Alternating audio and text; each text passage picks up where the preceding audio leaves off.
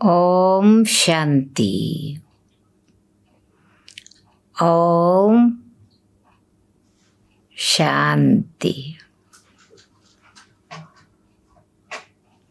Good morning. शुक्रिया बाबा, शुक्रिया। आज शुक्रवार है। बाबा का दिल से शुक्रिया करें, क्योंकि बाबा दिन रात हमको पढ़ाई पढ़ा के अपने पर कृपा करना सिखलाते हैं। अभी कृपा मांगने की जरूरत नहीं है। दया करो प्रभु, ये कीर्तन करने की जरूरत नहीं है।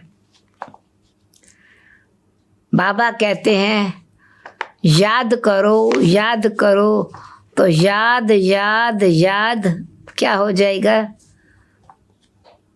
याद लिखो बार बार, याद बोलो बार बार, याद सोचो बार बार, याद तो दया हो जाएगी। जैसे मरा मरा कहते राम राम हो गया ना, ऐसे याद करो तो दया हो जाएगी। फरियाद नहीं करो। अपने पर कृपा करो तो कृपालु बन जाएंगे। अपने पर दया करो तो दयालु बन जाएंगे, दानी बन जाएंगे, पुण्य आत्मा बन जाएंगे। आज की मुरली 25 सितंबर की है। मुरली के मधुर महावाक्य हैं। मीठे बच्चे, अपने ऊपर आप पे ही कृपा करनी है। पढ़ाई में गैलअप करो। कोई भी विकर्म करके अपना रजिस्टर खराब नहीं करो। फिर से पढ़ती हूँ। मीठे बच्चे, अपने ऊपर आप पे ही कृपा करनी है। पढ़ाई में गैलअप करो। कोई भी विकर्म करके अपना रजिस्टर खराब नहीं करो। प्रश्न है, इस ऊंची पढ़ाई में पास होने के लिए मुख्य शिक्षा कौन सी मिलती है? उसके लिए किस बात पर विशेष अटेंशन चाहिए? उत्तर है, इस पढ़ाई में पास होना है तो आंखें बहुत बहुत पवित्र होनी चाहिए, क्योंकि ये आंखें ही धोखा देती हैं। यही क्रिमिनल बनती हैं, पापी विकारी बनती है। शरीर को देखने से ही कर्म इंद्रियों में चंचलता आती है।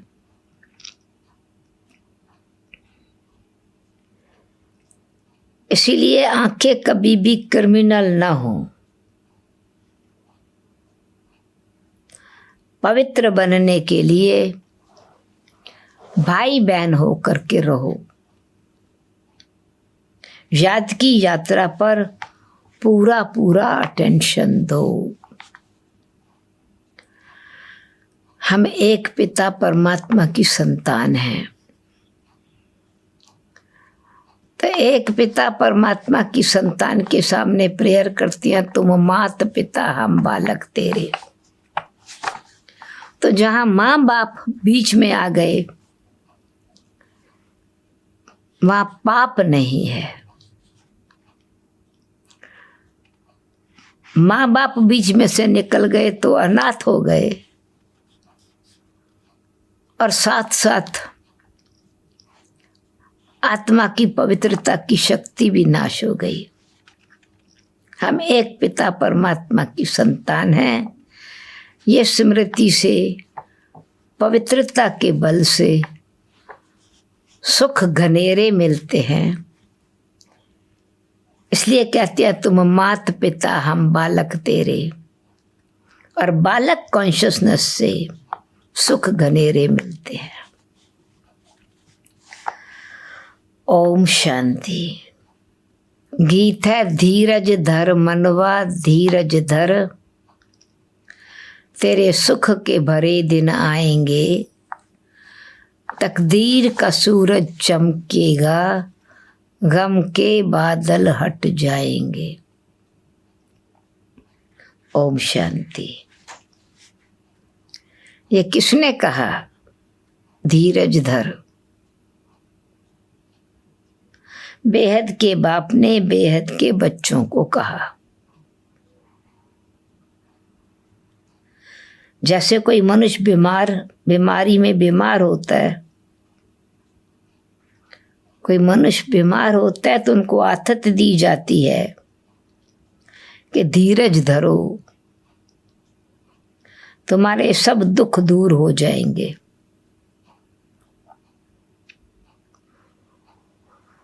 उनको खुशी में लाने के लिए आदत दिया जाता है, होप बंधाई जाती है, होप क्रिएट करते हैं, धीरज देते हैं।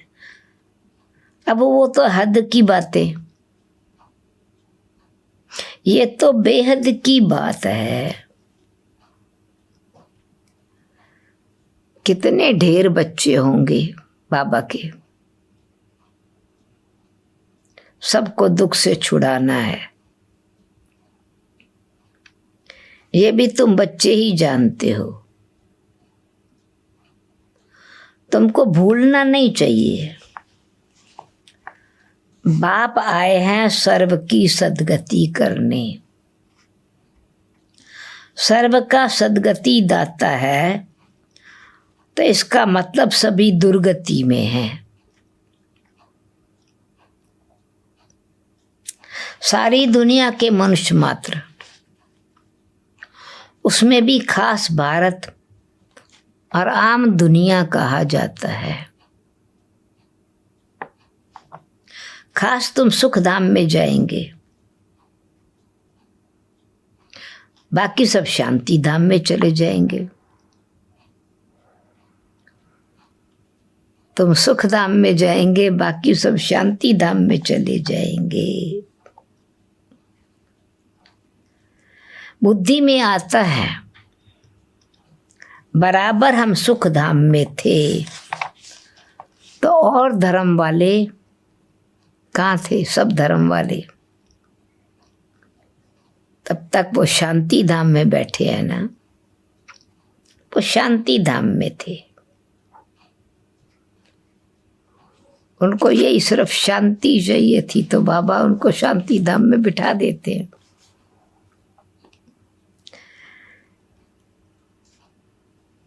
बाकी बाबा तो आते हैं सुख धाम स्थापन करने।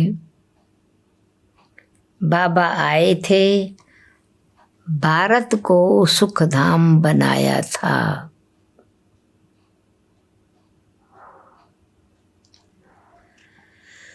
तो एडवर्टाइजमेंट भी ऐसी करनी चाहिए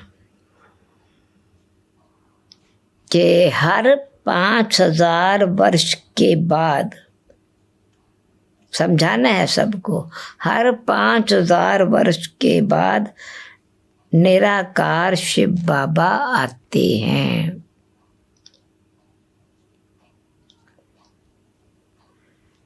वह सभी का बाप है।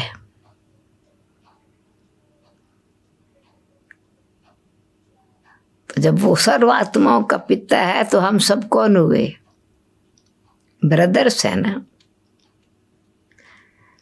बाकी सब ब्रदर्स हैं। ब्रदर्स ही पुरुषार्थ करते हैं फादर से वर्षा लेने का।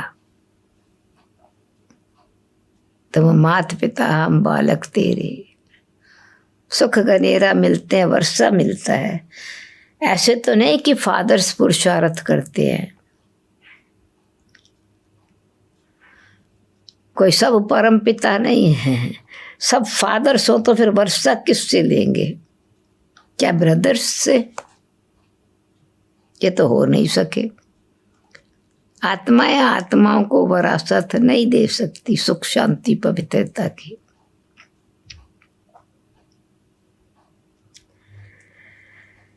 अभी तुम समझते हो, ये तो बहुत सहज बात है कि परम पिता परमात्मा की संतान बनने से ही हम पवित्रता सुख शांति की विरासत के अधिकारी बनते हैं। ये बात तो सहज समझ में आ गई ना।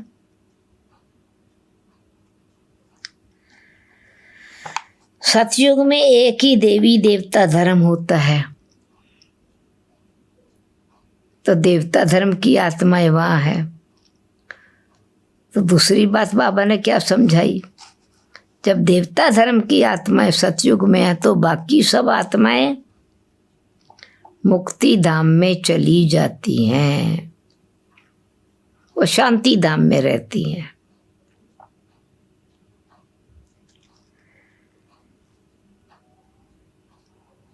तो हिस्ट्री ज्योग्राफी मस्ट रिपीट। फिर से सुखधाम बनना चाहिए ना। वर्ल्ड की हिस्ट्री ज्योग्राफी रिपीट कहते हैं तो ज़रूर एक ही हिस्ट्री ज्योग्राफी है जो रिपीट होती है। फिर से भारत स्वर्ग बनता है, फिर से सुखधाम बन जाता है। कलयुग के बाद फिर सतयुग होगा। तो दोनों युगों के बीच में, कलयुग के अंत और सतयुग की आदि, दोनों युगों के बीच में फिर संगम युग भी होगा। ये दोनों युगों के बीच के टाइम को संगम युग जिसको कहते हैं, तो बाबा ने इसमें और विश्लेषण, उसकी विशेषता बताई। इसको कहा जाता है सुप्रीम पुरुषोत्तम कल्याणकारी युग। पुरुषोत्तम मास चल रहा है ना, पर यह संगम युग जो एक्स्ट्रा मंथ है। पुरुषोत्तम मास भी महान एक अधिक मास कहते हैं ना, साल में 3 साल के बाद फिर आता है, एक्स्ट्रा डेज हैं। तो यही समय है संगम युग का, ये एक्स्ट्रा टाइम संगम युग है, 5वां युग है, जिसको डायमंड युग कहें अथवा पुरुषोत्तम कल्याणकारी युग। सुप्रीम पुरुषोत्तम कल्याणकारी युग, क्योंकि स्वयं सुप्रीम आता है हमको उत्तम पुरुष बनाने, दुखी आत्माओं का कल्याण करने, पतितों को पावन बनाने। इसलिए इसको सुप्रीम पुरुषोत्तम कहते हैं। अभी तुम्हारी बुद्धि का ताला खुला है, खुल गया ना बुद्धि का ताला। अभी तुम्हारी बुद्धि का ताला खुला है तो समझते हो ये तो सहज बात है, बहुत सहज बात है। कॉन्ट्रास्ट, नई दुनिया और पुरानी दुनिया। नई दुनिया में और पुरानी दुनिया में अंतर। पुराने झाड़ में जरूर बहुत पत्ते होंगे, पॉपुलेशन ज्यादा होगी। नए झाड़ में थोड़े पत्ते होंगे, पॉपुलेशन थोड़ी। नई दुनिया को कहेंगे सतो प्रधान दुनिया, और कलयुगी दुनिया इनको कहेंगे तमो प्रधान दुनिया। पुरानी दुनिया तमो प्रधान दुनिया। बाबा ने बुद्धि का ताला खोला है तो समझ आती है। अभी बाबा कहते तुम्हारा भी नंबरवार पुरुषार्थ अनुसार बुद्धि का ताला खुला है, क्योंकि सब यथार्थ रीति बाप को याद नहीं करते ना, अर्थ सहित याद करें, प्यार से याद करें, निश्चय से याद करें, यथार्थ रीति याद करें, नहीं तब इसीलिए नंबरवार हो जाता है। सब यथार्थ रीति बाप को याद नहीं करते तो धारणा भी नहीं होती है। बाप तो पुरुषार्थ कराते हैं, परंतु तकदीर में नहीं है। ड्रामा अनुसार जो अच्छी रीति पढ़ेंगे पढ़ाएंगे, बाप के मददगार बनेंगे, हर हालत में ऊंच पद वही पाएंगे। स्कूल में स्टूडेंट भी समझते हैं हम कितने मार्क्स से पास होंगे। तीव्र वेगी जोर से पुरुषार्थ करते हैं, फास्ट एफर्ट मेकर जोर से पुरुषार्थ करते हैं, ट्यूशन के लिए टीचर रखते हैं, तो कैसे भी करके पास होवें। स्कूल में पढ़ने वाले है ना, तो बाबा कहते हैं यहाँ भी बहुत गैलप करना है, अपने ऊपर कृपा करनी है।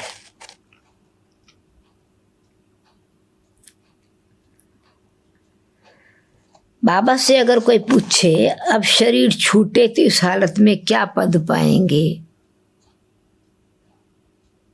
क्या रिजल्ट होगा, कौन सा स्टेटस मिलेगा, तो बाबा झट बताएंगे। ये तो बहुत सहज समझने की बात है। जैसे हद के स्टूडेंट समझते हैं, पढ़ाई से पता चलता है ना, तो बाबा चलन से पता चलता है। जैसे हद के स्टूडेंट समझते हैं, वैसे बेहद के स्टूडेंट भी समझ सकते हैं, बुद्धि से समझ सकते हैं कि हमने घड़ी घड़ी हमसे ये भूलें होती हैं, विकर्म होता है। खुद भी बाबा ने कहा, बाबा से पूछते हो परंतु खुद भी अपना समझ सकते हो।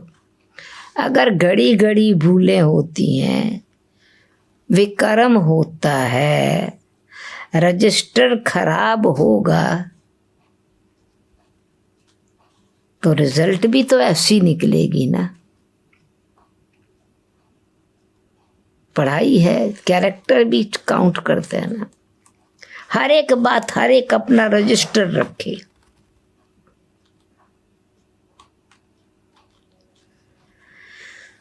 यूं तो ड्रामानुसार सब नोंद हो ही जाती है, खुद भी समझते हमारा रजिस्टर बहुत खराब है। अगर न समझ सकते हैं तो बाबा बता सकते हैं।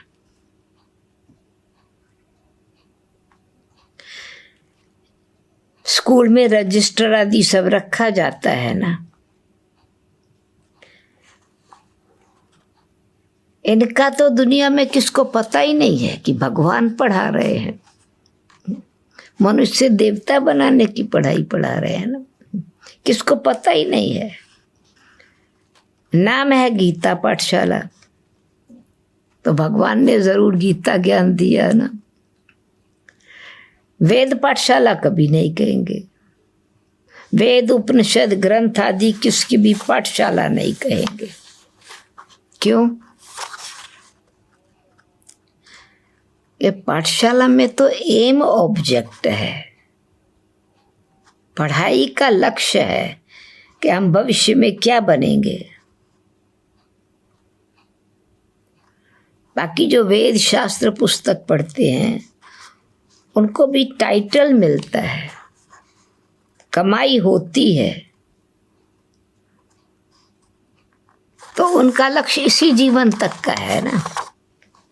कोई कोई को बहुत कमाई होती है, बहुत कमाई करते हैं, परंतु वो कमाई जो धन कमाया, मान कमाया, मान और मन ही मिला ना, वो कमाई हुई उनकी, परंतु वो कमाई कोई अविनाशी कमाई नहीं है, साथ नहीं चलती। सच्ची कमाई साथ चलनी है। बाकी सब खत्म हो जाती है। तुम बच्चे जानते हो हम बहुत बहुत कमाई कर रहे हैं, हम विश्व के मालिक बन रहे हैं, विश्व के मालिक बन सकते हैं। सूर्यवंशी डिनेस्टी है तो जरूर बच्चे तख्त पर बैठेंगे ना, बहुत ऊंचा पद है। सूर्यवंशी कुल का श्री लक्ष्मी नारायण के सक्सेसर बनना कितनी ऊंची पोजीशन है, मनुष्य देवता बनना।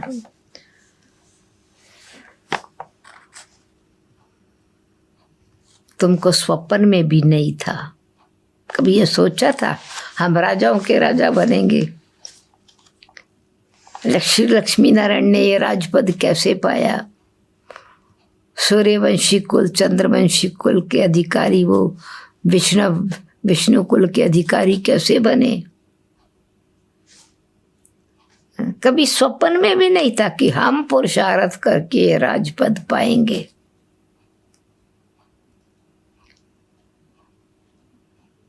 क्योंकि हमेशा जो अपनी कमियां या वही वर्णन किया, पर परमात्मा कहते मैं क्या बनाता हूँ, मनुष्य देवता बनाता हूँ, वो पुरुषार्थ नहीं किया ना।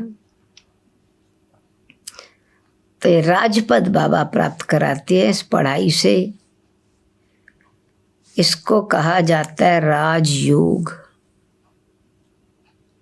लक्ष्य है राजाओं का राजा बनने का, विश्व महाराजन बनने का। फिर कॉन्ट्रास्ट में है वो होता है बैरिस्टरी योग, डॉक्टरी योग।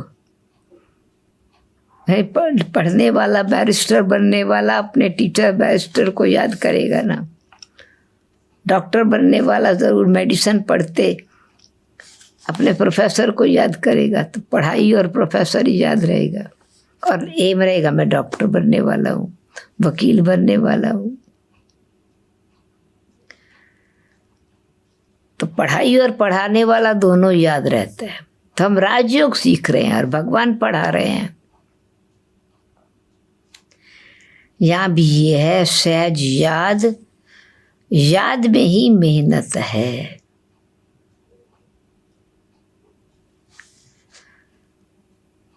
और किस बात पर अटेंशन और मेहनत है? अपने को देही अभिमानी समझना पड़े। मैं ये देह नहीं हूं, मैं देही, देह में रहने वाली आत्मा हूं। आत्मा में ही संस्कार भरते हैं। मन, बुद्धि, संस्कार ये आत्मा की शक्ति है ना, यही आत्मा की चेतनता है। बहुत आते हैं जो कहते हैं हम तो शिव बाबा की पूजा करते थे, अपना अनुभव सुनाते हैं, परंतु क्यों पूजा करते हैं ये नहीं जानते। शिव को ही बाबा कहते हैं और किसको बाबा नहीं कहेंगे। हनुमान, गणेश आदि की भी पूजा करते हैं, उनको देवता कहेंगे, पिता परमात्मा नहीं कहेंगे। ब्रह्मा की पूजा होती नहीं, ब्रह्मा जी के मंदिर बहुत कम है, 1-2।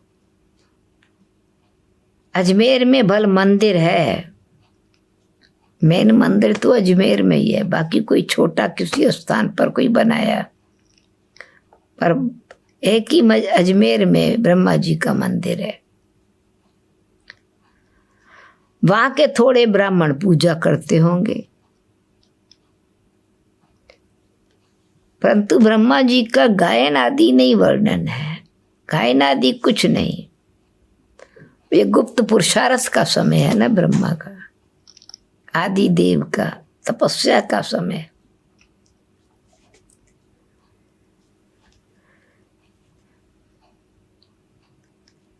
श्री कृष्ण व श्री लक्ष्मी जी का कितना गायन है,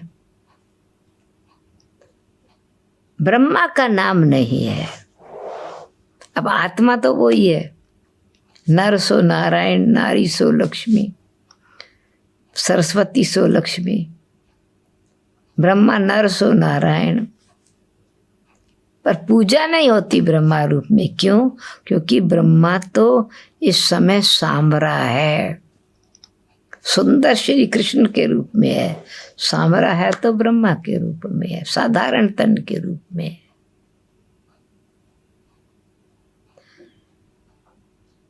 इस समय फिर बाप आकर इनको एडॉप्ट करते हैं। फिर ब्रह्मा के द्वारा जो बाबा शिक्षा देते हैं, ब्रह्मा भी पुरुषार्थ करते हैं स्टूडेंट बन करके, पढ़ाई पढ़ करके, और वही पढ़ाई हम बच्चे भी पढ़ते हैं। फर्स्ट नंबर में श्री कृष्ण की आत्मा अथवा ब्रह्मा बन जाते, श्री कृष्ण नर नारायण आदि देव आदि पुरुष पुरुषोत्तम बन जाते।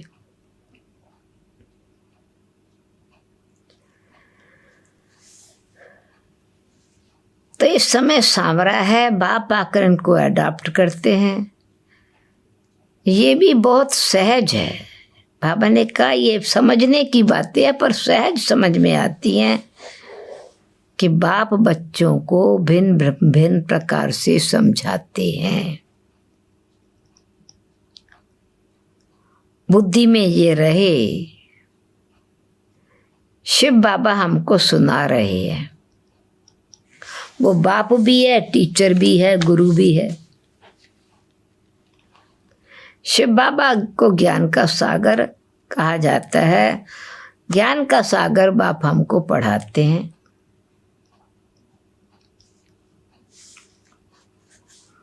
ये पढ़ाई सतयुग की प्रारब्ध देने वाली, पर संगम पर भी अभी तुम बच्चे त्रिकालदर्शी बनते हो। संगम पर तीनों कालों का ज्ञान मिलता है। ज्ञान का तीसरा नेत्र तुमको मिलता है।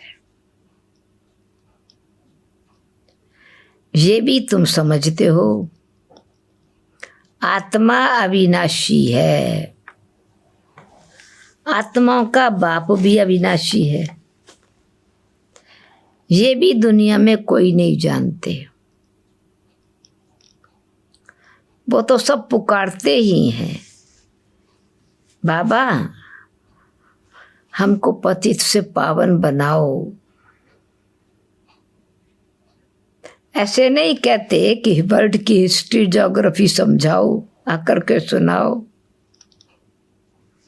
ये कभी नहीं कहा कि हमको फिर से ये बेहद का नॉलेज, आदि मध्यंत का ज्ञान दो, बेहद की हिस्ट्री ज्योग्राफी सुनाओ। ये तो बाप खुद ही आकर के सुनाते हैं।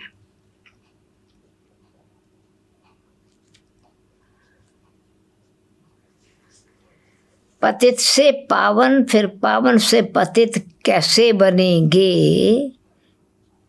हिस्ट्री कैसे रिपीट होगी, ये बाप ही आकर के सुनाते हैं, बताते हैं। 84 का चक्कर कैसे, और इस चक्कर में कैसे हम स्टेजेस से पार्स करते हैं, हम स्टेजेस से गुजरते कैसे हैं, पावन से पतित और पतित से पावन कैसे बनते हैं। पर हम पतित बने क्यों?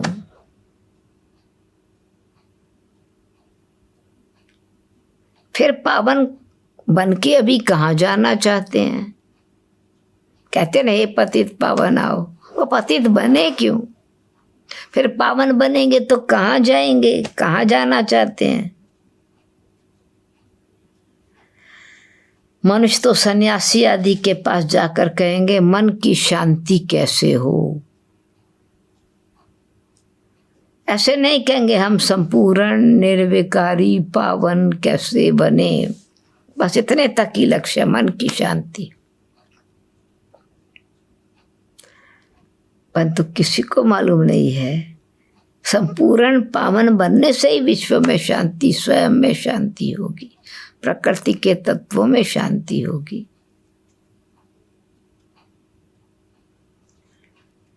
ऐसे नहीं कहेंगे हम संपूर्ण निर्विकारी पावन कैसे बने। पतित हैं, हमको पावन कैसे हम बने ये नहीं पूछते। क्यों? मनुष्य तो ये कहने से लज्जा आती है ना, अपने आप को कन्फेस करना कि हाँ मैं इतना पतित हूँ। अभी बाप ने समझाया तुम सब भक्त हो, भक्तनियाँ हो, मैं हूँ भगवान, भक्तों का भगवान, भक्तों का भाग्य जगाने वाला। भक्त को भक्तनी भी कहते हैं अथवा ब्राइड्स भी कहते हैं। तो तुम सब मुझे याद करते हो तो आत्माएं फिर पावन बन जाती है ना। उस समय एक फिल्म चली थी, एक मुसाफिर एक हसीना। तो बाबा ने कहा मैं भी दूर देश का मुसाफिर आया हूँ तुम सबको हसीन पवित्र गोरा बनाने के लिए। उस समय कोई भी फिल्म चलती थी, उसके गाने होते थे तो बाबा फौरन सुनने का, देखने का एटीट्यूड ही बदल देते थे। बाबा की मुरली इतनी अच्छी चलती थी, जब वो फिर पोस्टर देखो तो फौरन बाबा याद आएगा, बाबा ने मुरली में क्या बोला। नहीं तो आंखें बंद करके तो रास्ते में नहीं चलेंगे ना। पर सोचने का तरीका बदल गया, क्योंकि समझ बदल गई, कॉन्टेक्स्ट चेंज हो गया। ये बेहद की फिल्म में आत्मा का पर्सनल संबंध परमात्मा से जुट गया। इसलिए बाबा ने कहा कि मैं हूँ भगवान, ब्राइड ग्रूम, तुम हो ब्राइड्स, तुम सब मुझे याद करते हो। तो मैं मुसाफिर बहुत ब्यूटीफुल हूँ, मैं मुसाफिर बहुत ब्यूटीफुल हूँ। ये सारी दुनिया के मनुष्य मात्र को खूबसूरत बनाता हूँ। इसलिए उसकी मैं ना सत्यम शिवम सुंदरम, सदा सत्य है, कल्याणकारी है, पवित्र बनाता है, सुंदर बनाता है। मैं सबको ब्यूटीफुल बनाता हूँ, दुनिया को भी ब्यूटीफुल बनाता हूँ। Wonder of the world, wonder of world स्वर्ग ही होता है, वो है सच्चा वंडर स्वर्ग। यहाँ तो 7 वंडर्स गिनते हैं, वहाँ तो वंडर ऑफ वर्ल्ड एक ही है। बाप भी एक है, स्वर्ग भी एक है, जिसको सभी मनुष्य मात्र याद करते हैं। यहाँ तो कुछ भी वंडर है ही नहीं।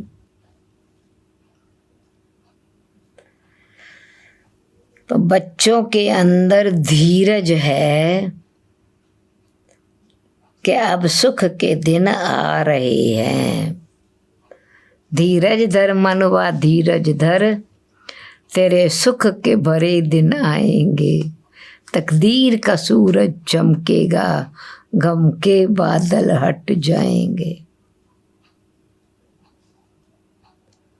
तूफान टकराएगी जरूर, तूफान आएंगे, नाव टकराएगी जरूर, पर तूफानों के झोंके ही तेरी नैया को किनारे लगाएंगे। तेरी सत्य की नाव डोलेगी बहुत, डोलेगी मगर डूबेगी नहीं। ये तूफानी तोहफा बन जाएंगे, नैया को किनारे लगाएंगे। इसलिए धीरज धर, स्वर्ग आया कि आया। पर बाबा कहते हैं हाँ आया कि आया, तुम लायक बनो पहले। बाबा तो आया है नई दुनिया बनाने, तो तुम बच्चों के अंदर धीरज है, अब सुख के दिन आ रहे हैं, तुम समझते हो। दूसरी बात भी गहरी बात समझने की है, सत्य बात समझने की है। ये पुराना दुनिया समाप्त हो तो नई दुनिया की राजाई चली। इस पुरानी दुनिया का विनाश हो तब तो राजाई मिले स्वर्ग की। अजन अभी राजाई स्थापन हुई नहीं है। और रियलिटी, प्योरिटी, स्पिरिचुअलिटी रियलिटी होगी, रॉयल्टी आ जाएगी तो राजाएं तैयार होंगे ना। स्पिरिचुअलिटी ही जब रियलिटी है तो आत्मा की प्योरिटी स्वाभाविक बन जाती है, डिविनिटी व्यवहार में आ जाती है, रॉयल्टी संस्कार में मर्ज हो जाती है, डिग्निफाइड वर्ल्ड, डिग्निफाइड लाइफ हो जाती है। तो नरक पुरानी दुनिया का तो विनाश होगा ना फिर। तो बाबा कहते हैं तुम समझते हो इस पुरानी दुनिया का विनाश हो तब तो राजाई मिले स्वर्ग की। अभी अजन राजाई स्थापन नहीं हुई है, हाँ प्रजा बनती जाती है। बच्चे आपस में राय करते हैं सर्विस की वृद्धि कैसे हो, सबको पैगाम कैसे देवें, सेवा के प्लान बनाते हैं ना मीटिंग्स में। बाप आदि सनातन देवी देवता धर्म की स्थापना करते हैं, बाकी सब विनाश कराते हैं। बाकी सब पुरानी दुनिया का आदि सत धर्म की स्थापना हो गई, अधर्म का विनाश हो जाता है। तो ऐसे बाप को याद करना चाहिए ना, तो स्वर्ग की राजाई के लायक बनाए। जब बाप हमको राज तिलक का हकदार बना के बाकी सब विनाश करा देते हैं, सब पुराना समाप्त, पुराने संस्कार, पुराने विचार, पुराना व्यवहार, पुरानी पतित दुनिया, सबका विनाश हो जाता योग बल की शक्ति से।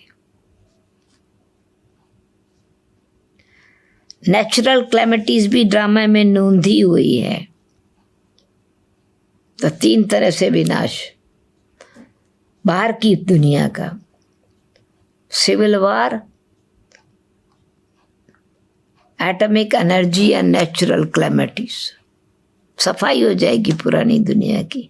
पर उसके साथ साथ हमारी पुरानी अंदर की दुनिया की सफाई अथवा विनाश जरूर चाहिए। एस्टेब्लिशमेंट नई दुनिया की, विनाश पुराने का। नेचुरल क्लैमिटीज भी ड्रामा में नोंधी हुई हैं, इस बगैर दुनिया का विनाश हो नहीं सकता। बाप कहते हैं अभी तुम्हारा इम्तिहान बहुत नजदीक है।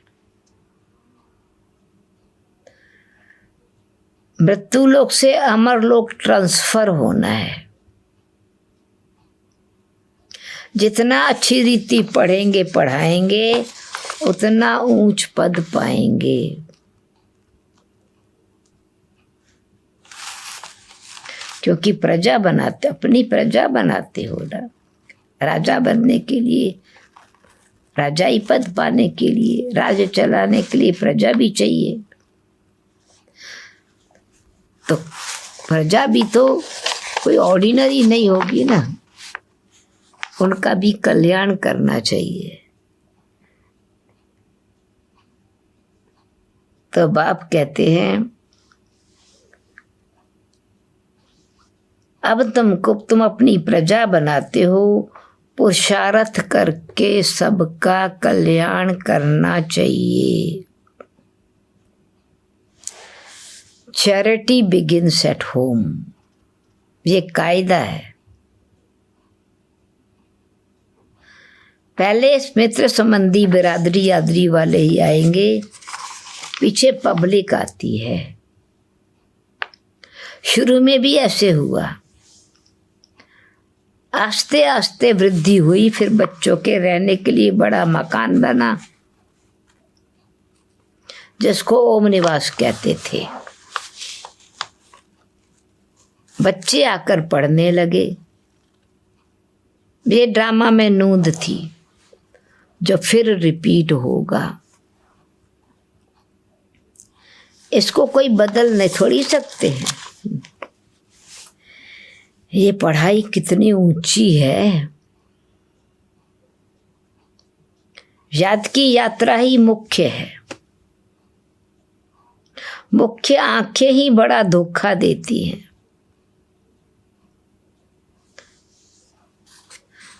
आंखें क्रिमिनल बनती हैं तो शरीर की कर्म इंद्रियां चंचल होती हैं।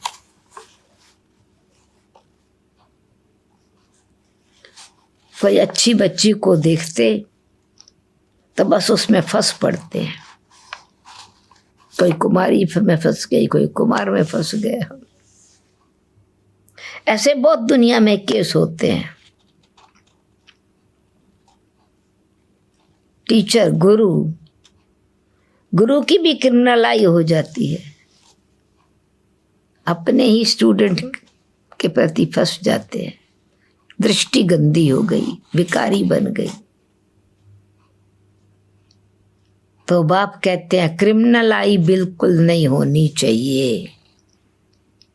इसलिए हम सब एक पिता परमात्मा की संतान, भाई बहन हैं।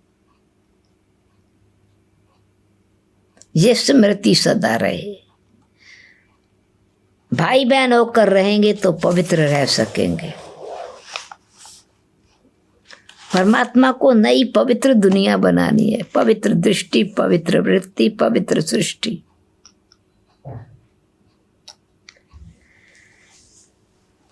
तो जब बाबा कहता है पवित्र बनो, हम एक पिता परमात्मा की संतान हैं, भाई भाई हैं, हम एक परिवार हैं, भाई बहन हैं।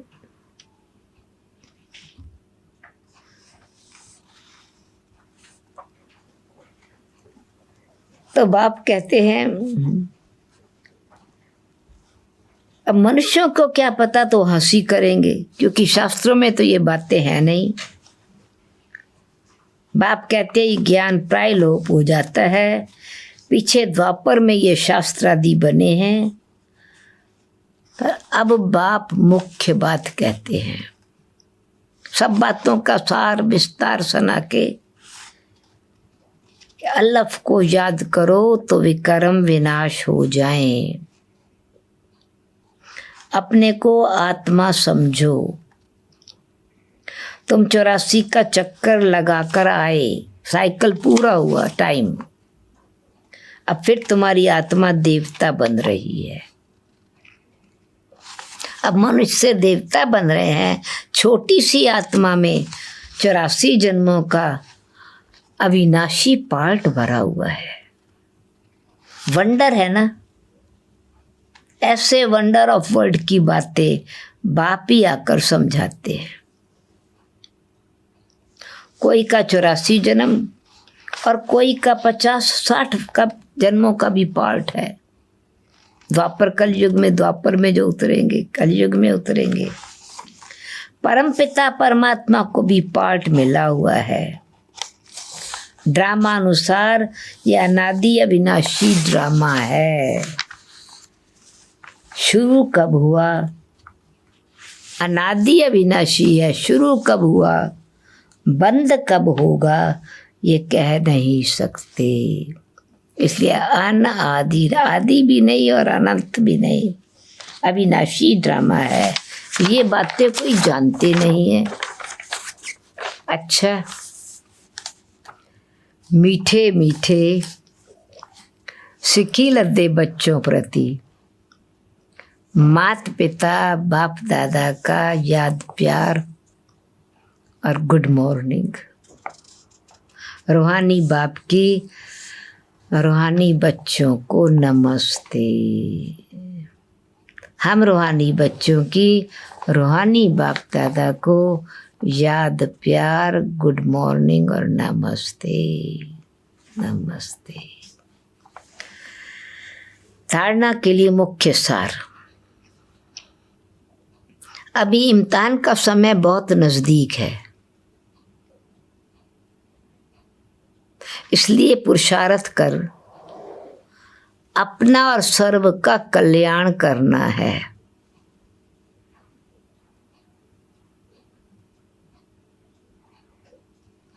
पढ़ना और पढ़ाना है। Charity begins at home.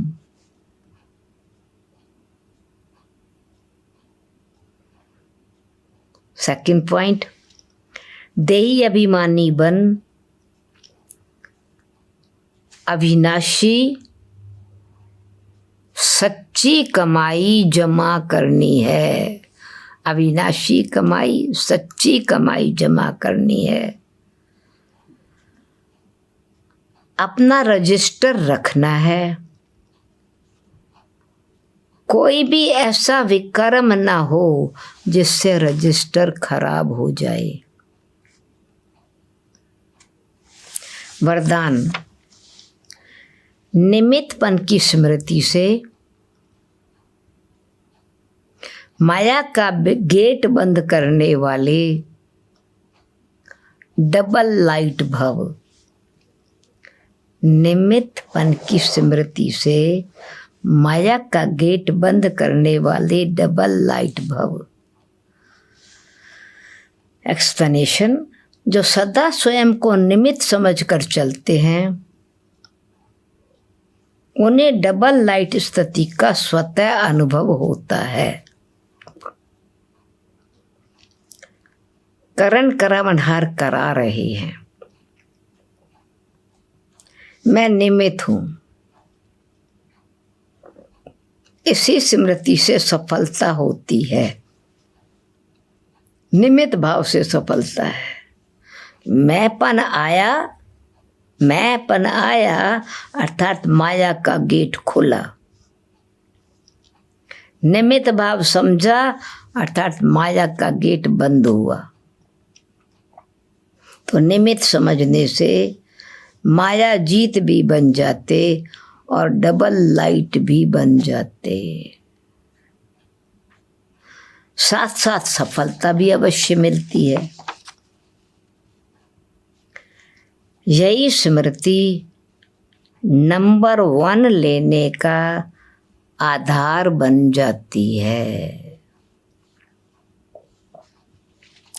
Slogan, त्रिकालदर्शी